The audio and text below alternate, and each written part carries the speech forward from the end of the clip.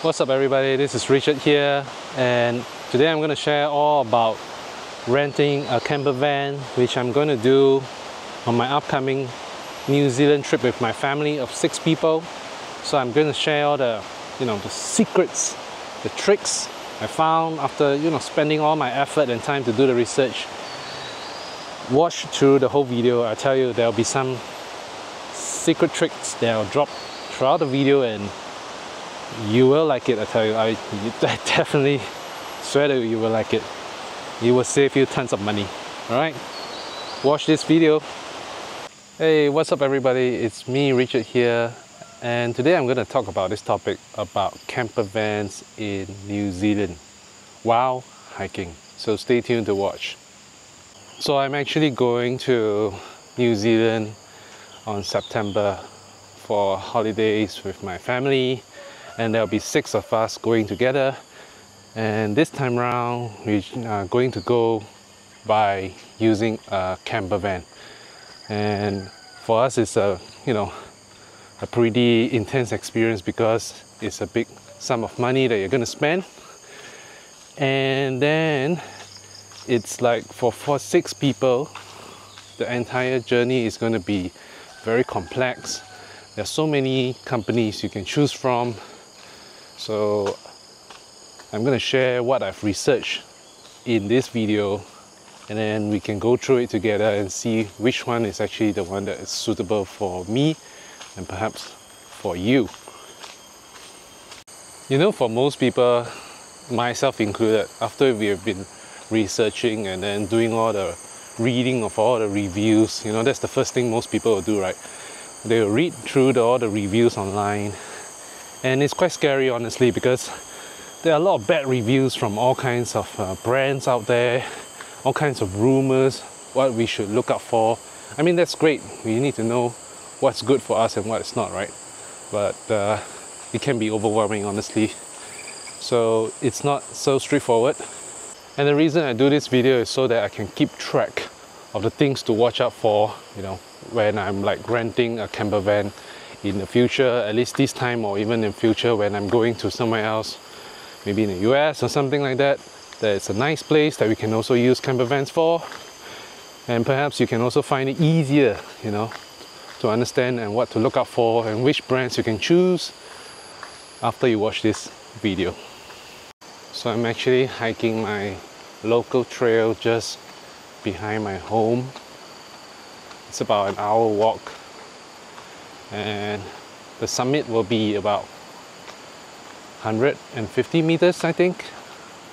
So I'm not sure you can hear, but there's a stream nearby. There's a waterfall in front, and you can see all this greenery, and it's very peaceful here. If you walk in the morning, you can see the beautiful sunshine, get some vitamin D, and then you'll be inspired to continue for the rest of your day.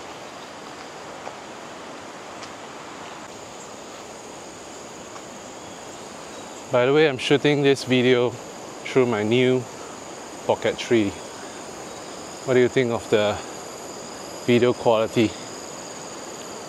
The crisp, smoothness, sharpness, quality of color, what do you think? I'm doing it all in default settings, so there's no special configuration.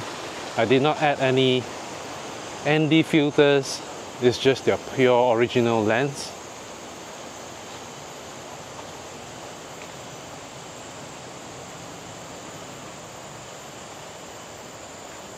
There's a spider over here. I'm not sure you can see this or not.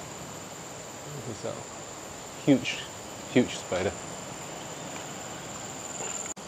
So I guess the first question when you are looking for a camper van, obviously, is how many people are you bringing along with? And for my case, I'm bringing around 6, right? So if I'm coming with 6, and that's like the probably maximum you can do in one vehicle. That's what I read about.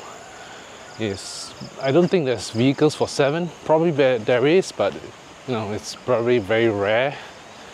There's much more common ones that fit up to 4, as well as 2, but 6 is actually the right number if you are looking for something that you want to fit everyone together in one place, and if you are trying to minimize your cost and keep it within your budget, especially for lodging in places like New Zealand, then a 6-person camper van is actually a pretty good deal. So the next common question will be, which kind of brands would you go for? You know, there are 2 categories of camper vans that you can choose. One is the commercial ones, which means they are the branded ones. Probably you have heard of, for example, Maui, Apollo, Juicy, so on, right?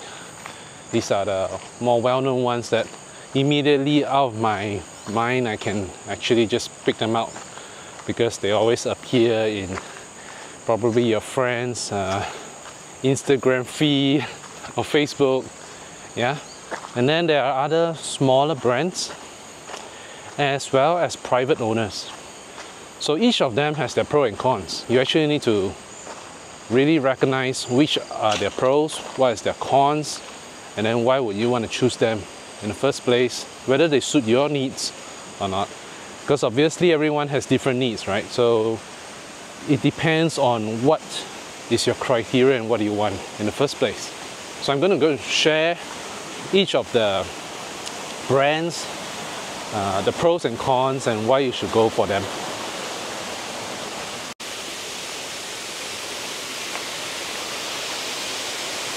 There's this cool water spray over here. Yeah, some people probably come here to wash your face, have a quick shower. This is obviously to let off any, vent off any, gas along the way. All this water is actually from the waterfall nearby. So they're actually collecting natural rainwater going into their pipes for the local native people, I believe.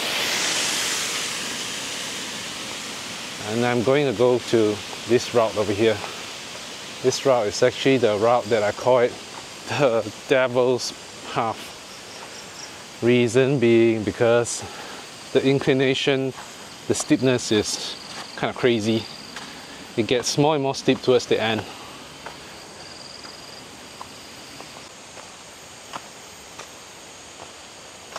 By the way, what do you think of the stability in terms of the gimbal from the Osmo Pocket 3?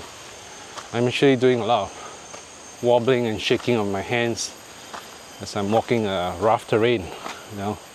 It's pretty rough, but I think it's pretty decent, right, based on the screen that I'm looking at.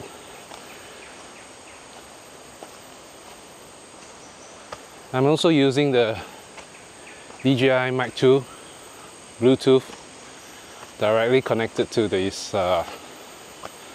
Pocket 3.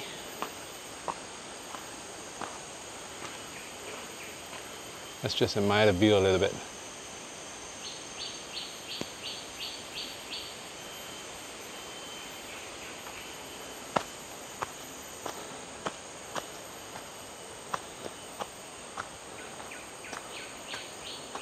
So the typical question that people often ask is, which brands do we choose from? I mean, there's so many brands. After doing like a 3-day research, I can see so many kinds of brands like Brits, Apollo. By the way, if if I miss out any brands, just leave it in the comments, and then everyone can learn together and also check it out together. I think it's fair to study as a general public. We can all research all this together so that we get the best deal at the very best type of camper van, so that you don't get the the shitty ones that you often see or often read from all the bad reviews. And let me name a few in no particular order. I have Brits, Apollo, Maui, what else? Chipa, Mighty, right? And Juicy, Star RV, Wilderness. By the way, these are all brands that I've read from New Zealand, meaning they cater for camper vans in New Zealand. I'm not sure if there are any differences in brands in Australia or, you know, other parts of the world, but what else? Let me see. I mentioned Juicy, Star RV, and Wilderness. Wilderness is pretty cool because I read online, and I mean, there's like tons of good reviews about them. Apparently they are a pretty small outfit compared to the other brands, but I think in terms of service, they're one of the best. Let's see, what else? Oh yeah, there are private ones like Camplify, which is a online platform which you can actually, you know, check them out, check the individual owners, and then you can probably rent it from the RV owners directly. Of course, probably the platform actually charges a fee. And let me see, anything else? So far I can think of this few. Yeah, in short, these are the few brands, the more famous ones. Probably there are others. Like I said, leave it in the comments so that we can all study together. By the way, just to be clear, I'm not sponsored by any of them. Okay, I'm just a family man that is arranging a trip for my family. I'm paying the full expense, and then as usual, I'm just giving honest reviews, and hopefully everyone learns something about it. Okay, so the incline is getting a little bit steeper now. Not sure whether you can listen to my voice. I'm a little bit out of breath now. That's probably a good sign that I should get myself more fit, particularly before my trip to New Zealand, because there's a lot more hikes in New Zealand that I need to go for, and I think many of them in New Zealand are much more treacherous than this one. So anyway, it's a good morning exercise. I love my hiking here. Whoa, slippery. The floor is slippery.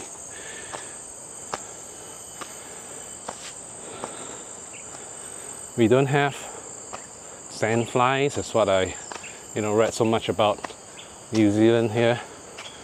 But obviously we have our second best favorite animal, which is you name it, you guess it, it's the mosquito. So one tip about hiking in places like here in Southeast Asia, or I mean anywhere in general, I think the whole point is, if you don't want to get bitten, either you put in a lot of this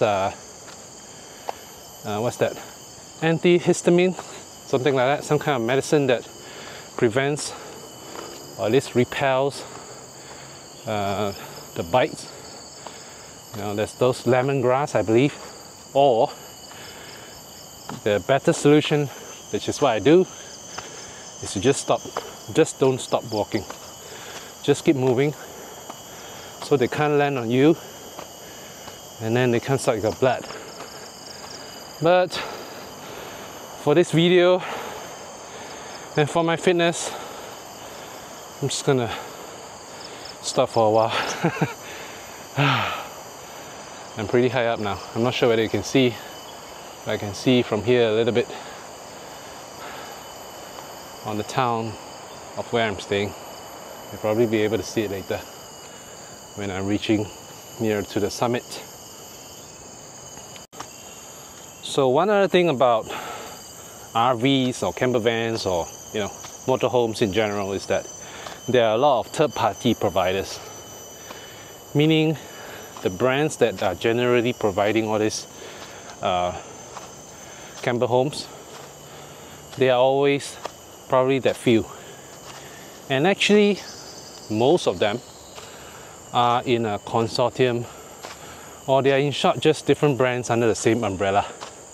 So for example, THL is the mother brand of all these other brands like Maui, Brits, Apollo, and so on. What else do they have? Mighty and Cheaper. That's what I understand, right? And then Juicy is a different brand, and there are other smaller brands. They are all individual ones. Now, the important thing is that don't be misguided by the fact that they're all different brands, when in short they're actually under the same company. So THL, as I mentioned, is actually a listed company in Australia and New Zealand that is specialized in just doing all this. And of course, being a listed company, they may have their pros and cons. If you read through the reviews, you might figure it out. But I think the key aspect to it is, from my, my 3-day experience about researching of all these camper vans, is that if you book for something that is through a different third-party player, so there are a lot of websites that claim themselves to be like the Sky Scanner of motorhomes, for example. There are several names. One I can think of right from the head, which my wife and I have seen it a lot, is like Motorhome Republic, and I don't know, there are other brands probably, but since I'm hiking I cannot really remember them all. But one thing you need to take note of is that because you're dealing with a third party, that means you're not dealing with them directly. You're going through another middleman, and sometimes these middlemen may screw up your booking. Why do I say that? Because you can read through all the reviews, right? There are plenty of people that discuss about how bad it is, that they got a lousy home even though they booked for something that's much more expensive, or they did this but they got another different type. There's a high chance they actually booked it through a third-party platform. And the reason is being that, first, most of these folks book through a different platform to save costs, because they might have cheaper fees. They give discounts over the rates as compared to directly booking from them. Probably these platforms, or these agencies I'll call them, have a certain commission structure for each referral that they give, be it maybe 10, 20%, or whatever is the figure. I have no idea, but they definitely have to make money from somewhere, right? So now, if you book through them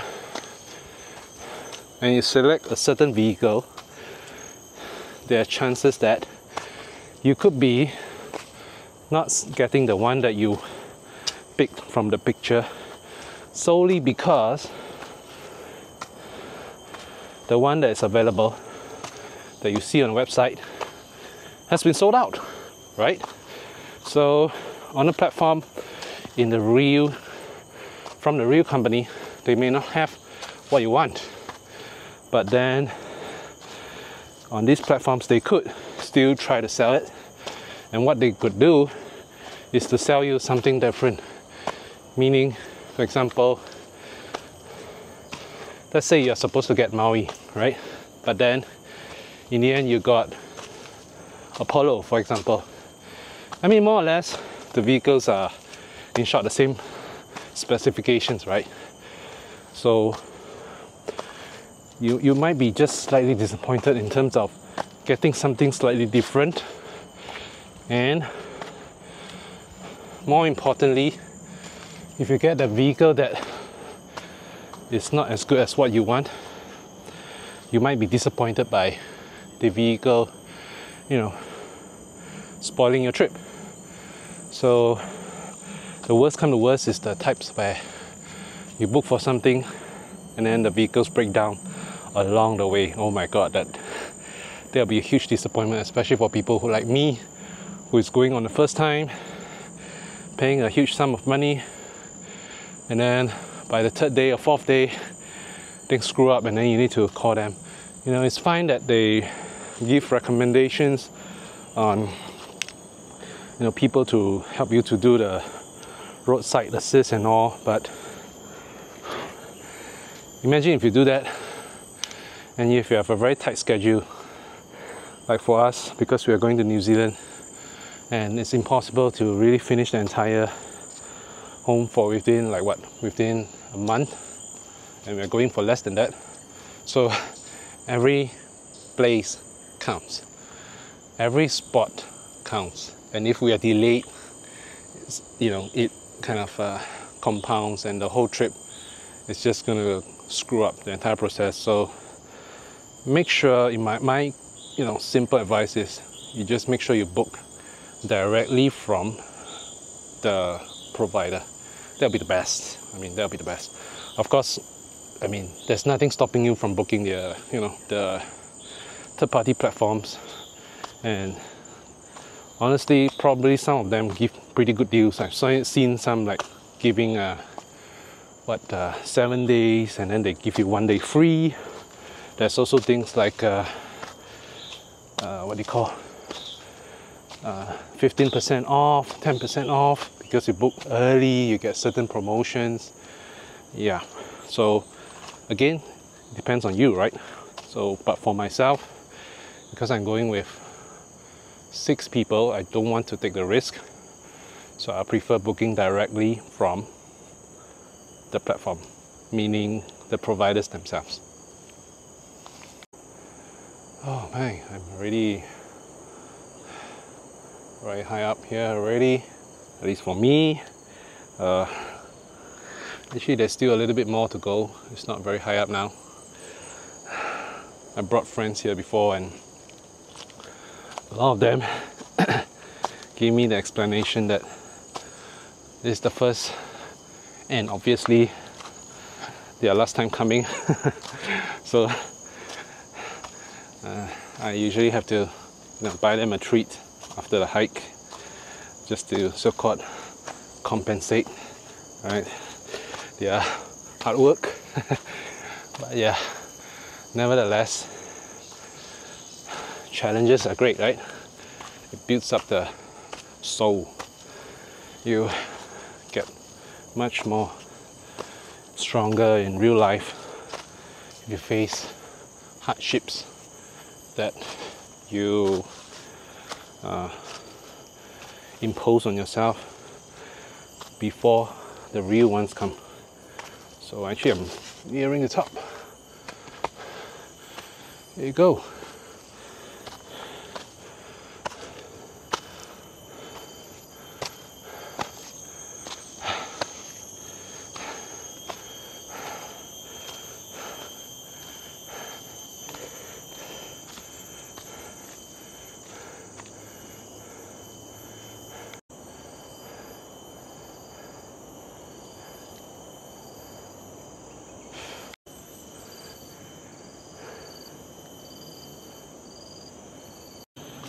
So according to my research and what I've read about, as well as what I've listened to, There are different brands, and most importantly, they are about the differences in terms of age. So what I mean by that, okay, so on the top of the list, I think one of the branded ones, or I see at least maybe not branded, but in terms of, you know, their reviews and how everyone's talking about them, is Wilderness. As well, I understand they are a small outfit, so they are not a very big company. They probably has definitely lesser vehicles compared to, you know, the Maui ones or under Juicy. But in terms of service, I mean, I haven't rode in any of their vehicles, but everyone who tried them just really gave heaps of praises, which, you know, that speaks a lot about them, right? In terms of service company, what you want is honest feedback. And if you know, like for example myself, I'm doing Airbnbs, right? So as I know, there are only two types of guests that will give you reviews, and the only one that gives you the most is the one that gives you bad reviews, right? Because they'll go all out just to leave a bad review. They don't ask for any money, by the way. They're just gonna leave a bad review. Whereas the good ones, you know, the exceptional ones, you probably have to politely ask them to leave for a review, and then they'll leave you a review, right? So unless they are the ones that, you know, you've just gone all out, you just provided a very good service and no questions asked, there's no expectations, and then they love it, it exceeds the guest expectations, then yeah, they'll be going around and, you know, spreading good rumors about your company, how good it is and why they should pick yours. So then there's a big cohort, which is the ones in the middle. I'll call them the 80% group, that, you know, they receive just on par, or probably it meets their expectations, or they just, yeah, they like your place, or they like whatever you do, but they don't give you any reviews because, you know, maybe they can't be bothered.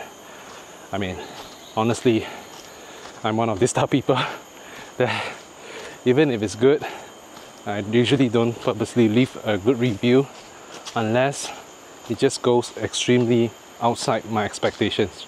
So Wilderness is like one of these companies that people actually just, you know, really leave good expectations on them.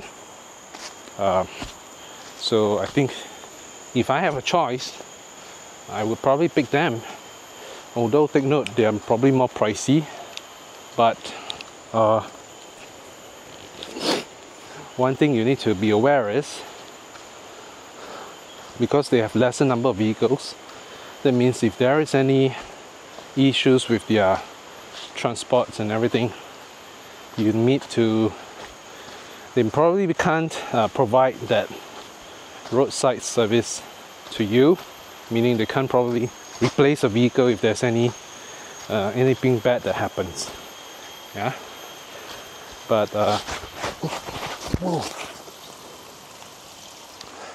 See, slippery, very slippery. Okay, I need to be very careful now. I'll talk to you later.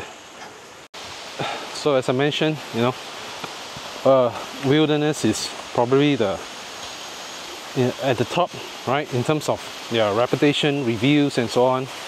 And of course, in terms of price, I think they're also right up there. And if you're a family person that wants to kind of pick the best for your family, and you know, you don't want any hassle, you just want a trip to go smooth and don't want any problems, you probably pick at least the top few, right? The only problem for me, and that's very unfortunate, or I'll say fortunate in a way, because I'm going in a group of 6. So there's this little stream over here. I need to be very careful when I cross this path here. Otherwise, I'll go down the Grand Canyon. I mean, you can hear the sound of the place, right? It's really loud. Whew. That's why I love hiking. Challenging and exhilarating, and get a dose of sunshine at the same time. So yeah, the reason why I'm not going with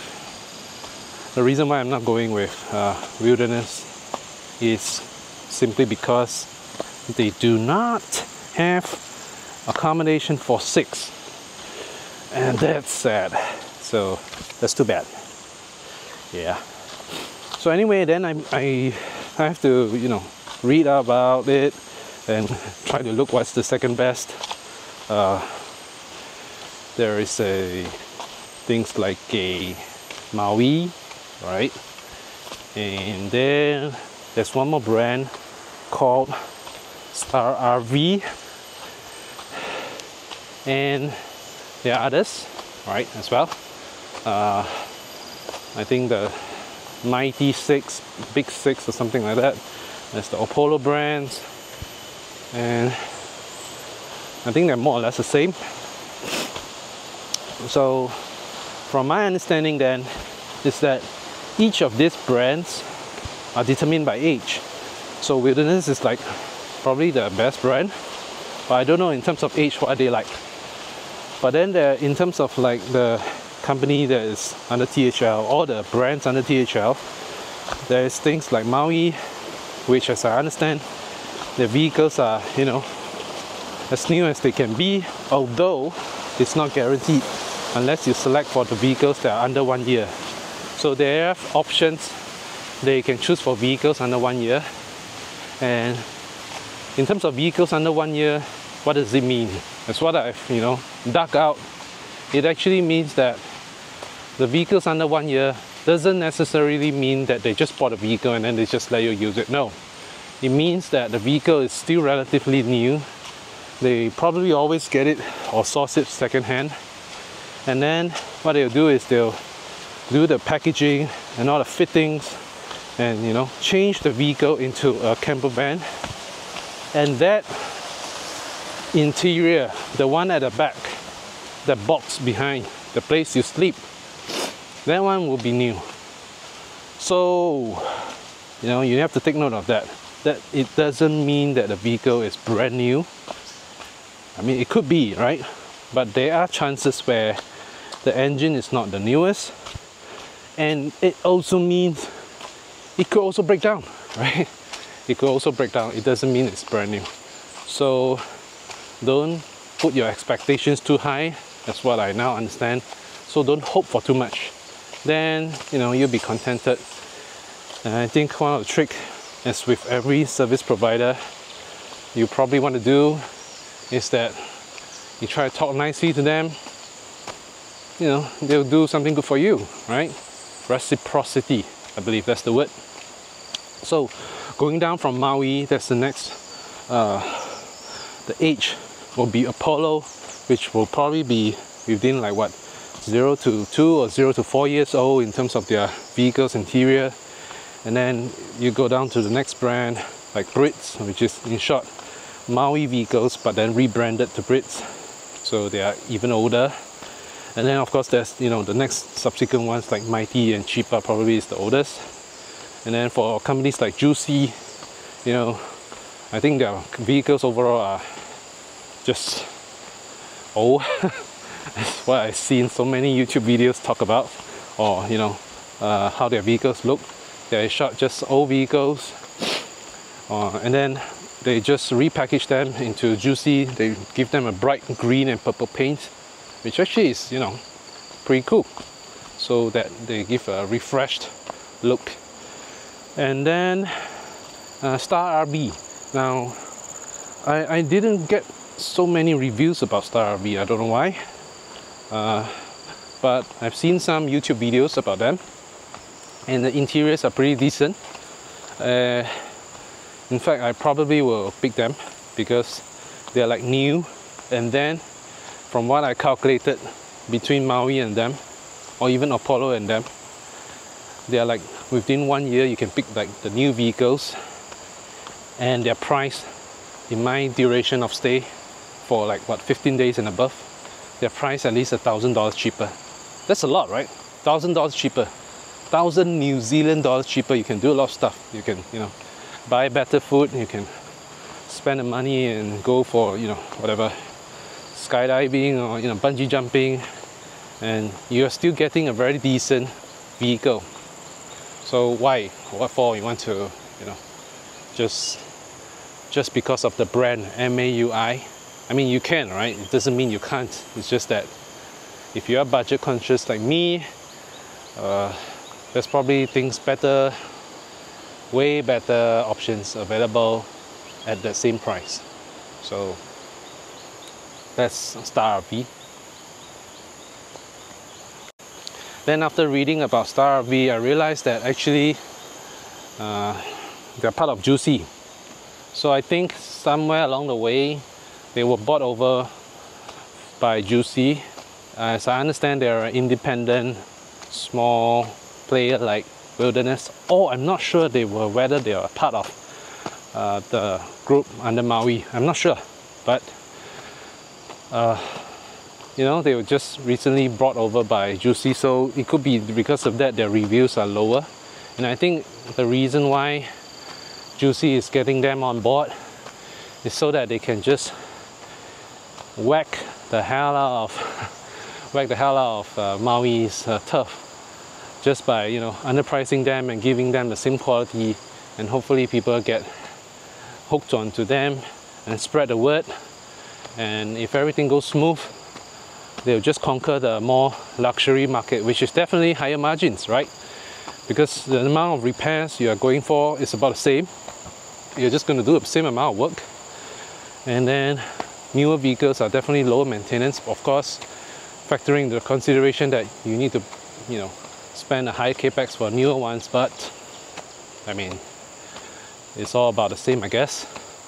But then think about it, most people in their mindset, especially for family oriented groups, they will prefer to pick the newer ones for safety as well as for comfort. So it's only the younger budget conscious ones that will always try to choose the cheaper ones, which I think that's where Juicy really shines. So yeah, I think that's a very brilliant move by Juicy. Kudos to them. And there's a very, very high chance I'll pick them. And then when I land in New Zealand, I'll just do a walkthrough and share with you how does the vehicle look like. Of course, remember, none of them sponsored me, so if they happen to do a crappy, bad move, the vehicles are not as what they advertise, that's too bad, man. I just have to live with it, and you'll see it in my travel vlog to New Zealand.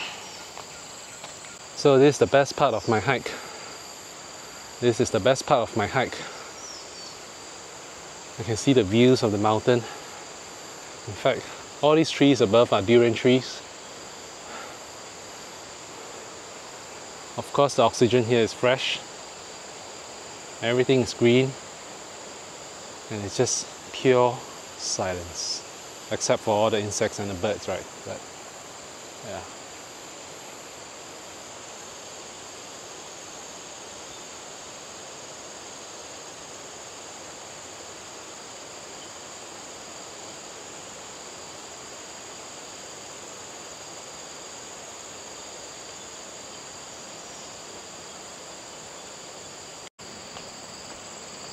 So then, as I mentioned earlier, previously, there's also independent brands like Campify, which is, you know, it's also a listed company.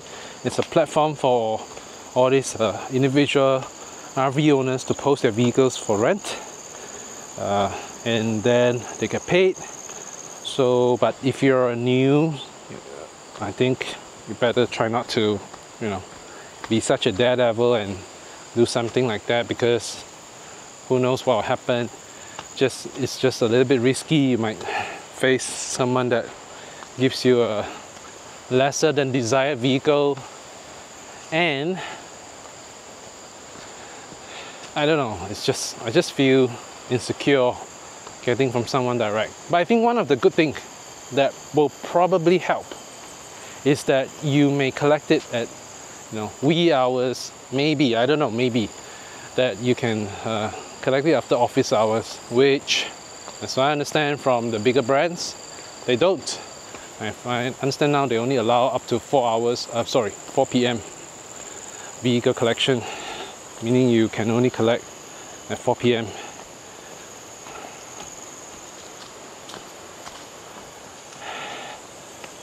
And so if your flight is arrives late, then that's too bad. You know, you have to stay overnight at some place, get a lodging somewhere, and then come back the next day and try again. Ooh, a lot of insects. So what are the tips to book and get the best price? You know, when I read about this camper vans and then check out their websites, you notice that the price varies up and down. It reminds me of airline tickets, and sometimes it's like the best ones are the ones where you book 6 months in advance, and then you just get the tickets, or sorry, in this case you get the vehicle, you lock them in. For the bigger platforms like Maui and so on, or even Juicy, they allow you to pay 20% deposit, and you can lock the vehicle in. Now you guys want a tip? You guys want a secret trip? Let me share a secret trip to you. The longer you book, the cheaper it is, right? Try to look for special promotions, codes, and there are various ones out there that provide 5 to 10% discount if you are, you know, hardworking enough. Maybe I'll leave some of this in the description below. You know, if you like this, please give a like and subscribe. There's also another secret tip. Let me share it to you. Okay, let me share it to you. The secret tip is to book something cheap, meaning the duration cheap, within a specific time that you are going. There's always a very special certain number of days that they give the best rates. For example, 14 days or 7 days or whatever. But let's say you are going for 16 days or 18 days or more, okay?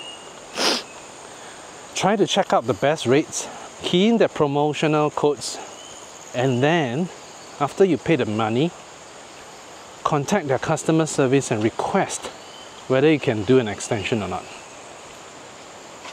There's a very high chance, I tell you, there's a very, very high chance that they will give you the rates that are internally published, meaning they are the rates that are not adjusted by the system like airlines do because of demand.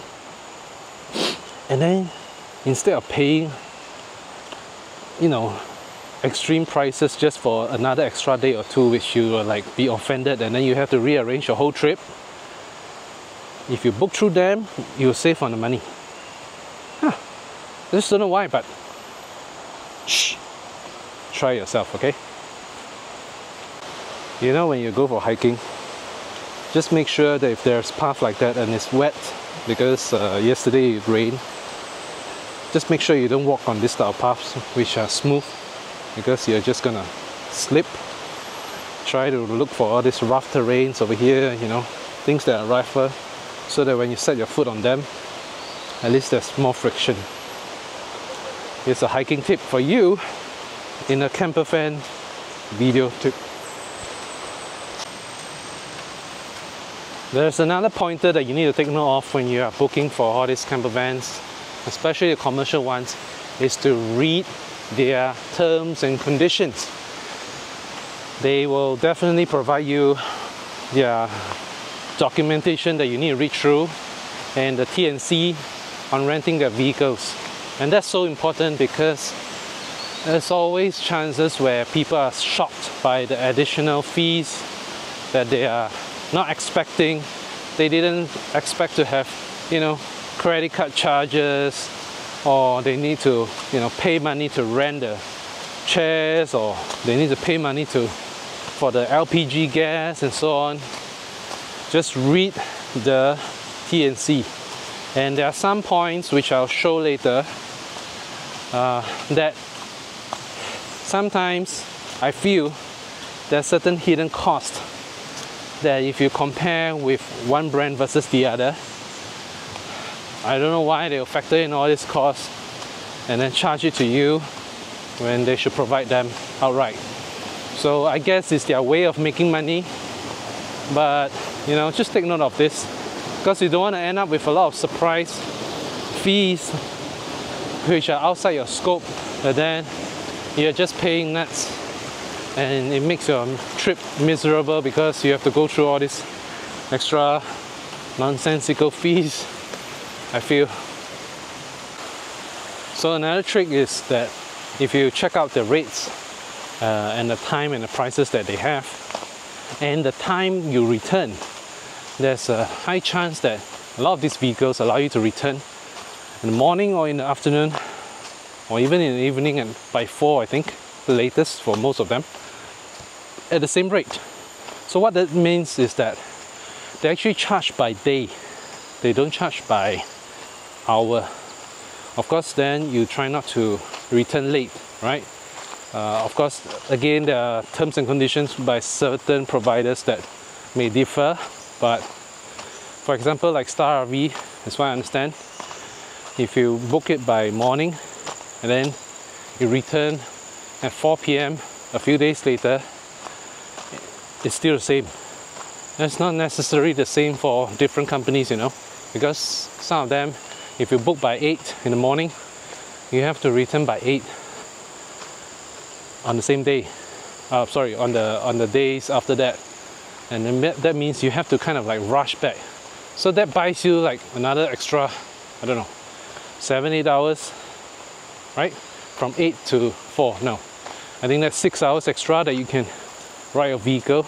So you can actually plan your trip on the return to spend more time returning. Of course, you have to factor in, you know, cleaning your vehicle after you return, so you probably need another hour.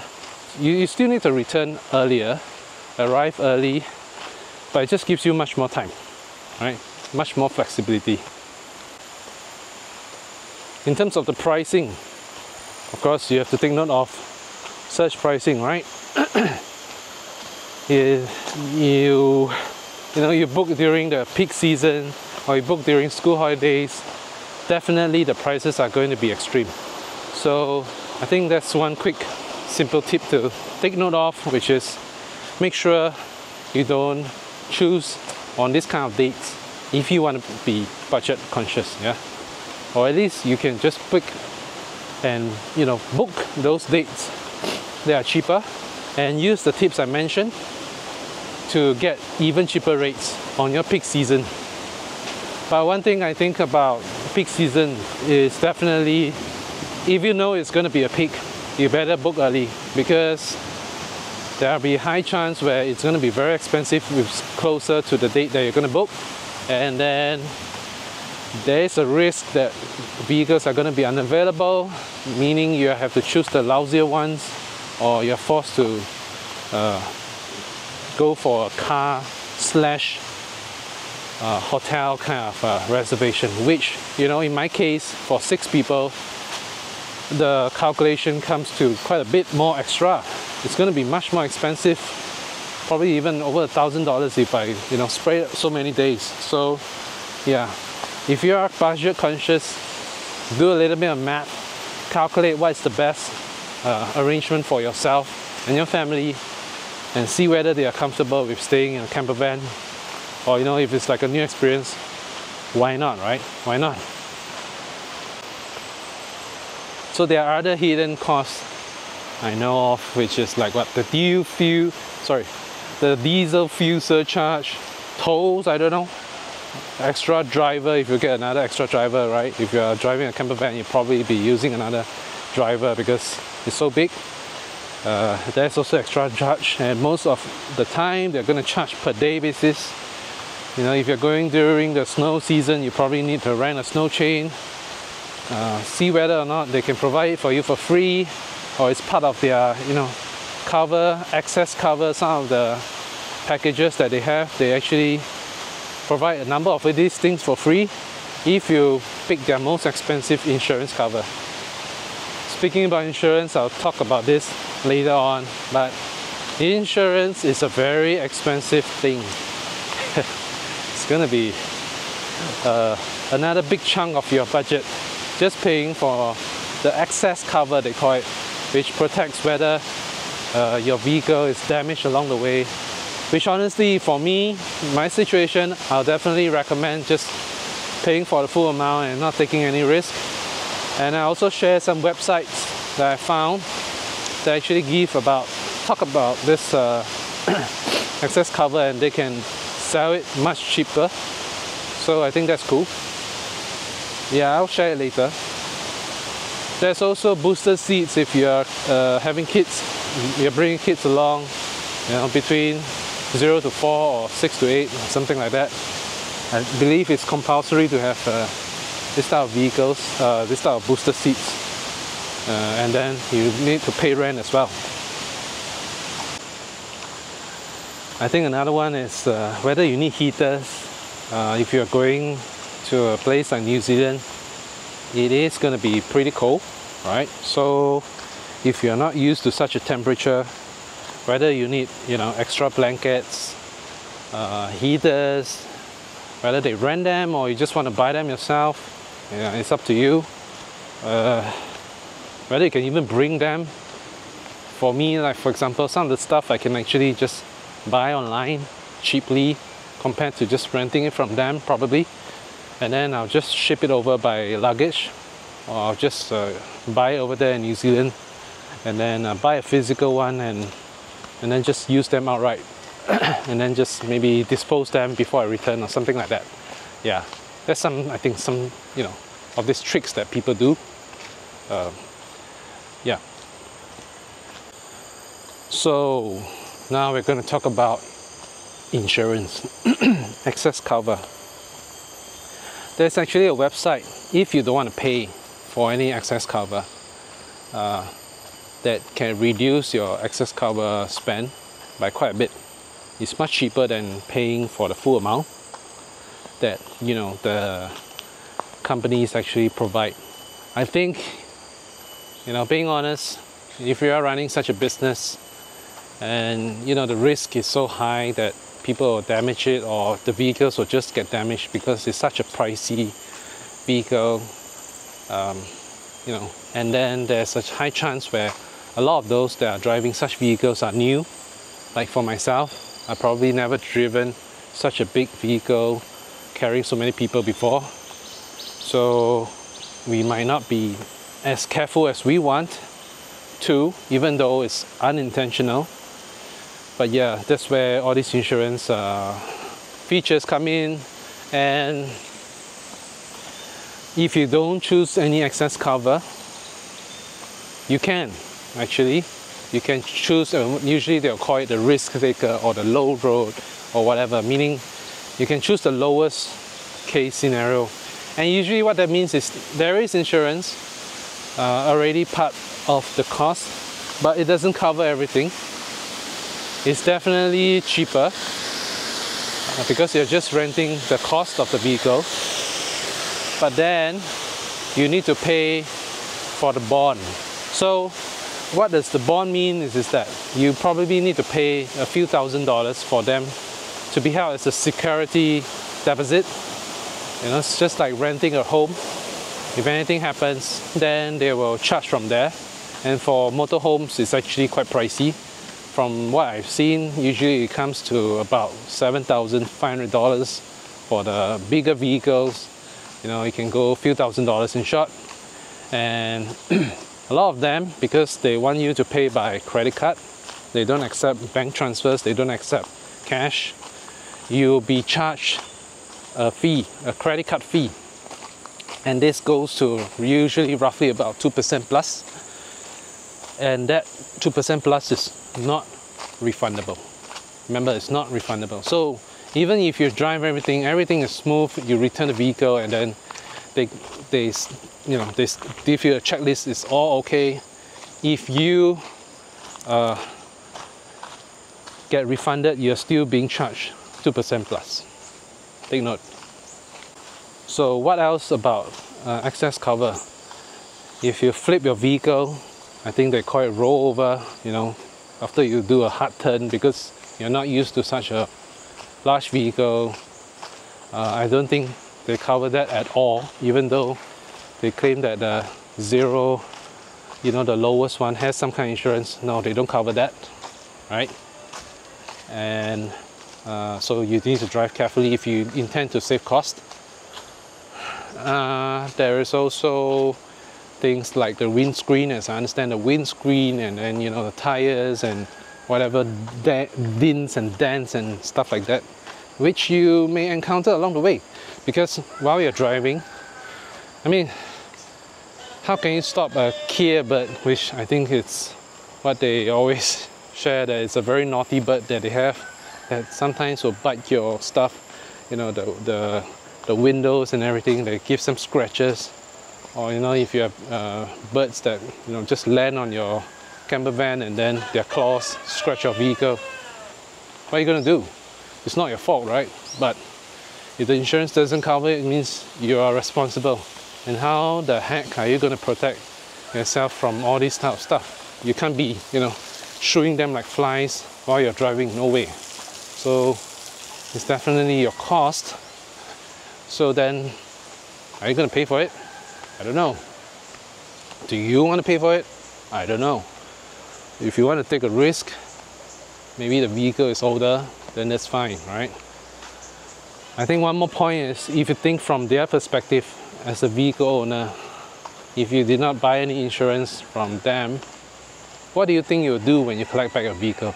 Are you going to just simply check, or are you just going to scrutinize and check every single part of the vehicle and figure out whether there's any scars and any damages or not? Probably they'll check it very thoroughly, right? And then if you don't agree, you're going to fight, you're going to negotiate, but in the end it's just going to be a huge waste of time. So yeah, that's that.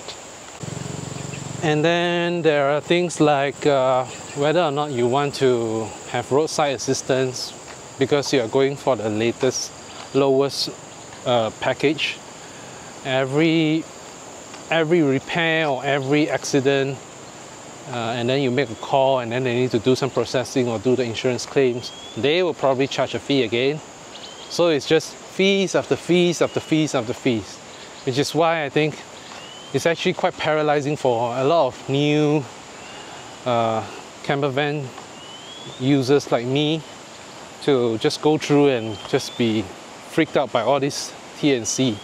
But honestly, it's no choice, because it's such a complex thing to do, to rent a vehicle in a strange place that you know no one, and then you just want to go through all the T&C. So by that, you think about what's your play. Like for my case, I'm going with my family, then I think it's probably wiser to just go for the one that covers everything. Because hey, would I want to take a risk for my family? Nah. So money I can make, right? But family time, family, I think that's the most. And then about windscreen damages. Imagine you're driving and then just a stone hit your screen. What are you gonna do? You can't fix it, right? You can't prevent it. You can't prevent vehicles from kicking up stones and hitting a screen. So I think that's a little bit of a no-brainer to get the excess cover kind of package. You can choose those that are offline, meaning they are not part of the original company, and then that means you have to contact two parties, and you need to pay first and then claim it back. I mean, there's pros and cons, right? If you don't want to hassle, then you just want to pay through the same company that you rented from. If you don't mind and you want to get it cheaper, then yeah, you just have to suck it up, pay for the money, and hope that when you claim it back, they do give it back to you, because it's a risk. They might not just pay you back. If they review their terms and conditions and then they don't agree to reimburse you, then the risk involved, I mean, the amount that you save versus the amount that you pay, after you do a calculation, you might figure out that, yeah, shit, it's the same thing. It's the same deal. So yeah, all these factors comes into play when you choose insurance. One more thing about excess cover and insurance. A lot of all this travel insurance that you think you buy, they probably do not cover it. There are some credit cards that offer this type of features that, you know, they have this excess cover reduction, they call it. And then they might reduce your fees. They might reduce the amount that you need to bear, the risk involved. But take note, there's a very high chance all these travel policies, their insurance specifically do not cover motorhomes. So you need to read the fine print and make sure that it covers motorhomes. Otherwise, it's just entirely useless. So speaking about fine print, of course, then all this excess cover reduction stuff that you go through, make sure you read through the black and white, because there are things that even though they say they cover everything, even though you pay such a huge sum of money, there are certain things that they don't cover. For example, that's what I read.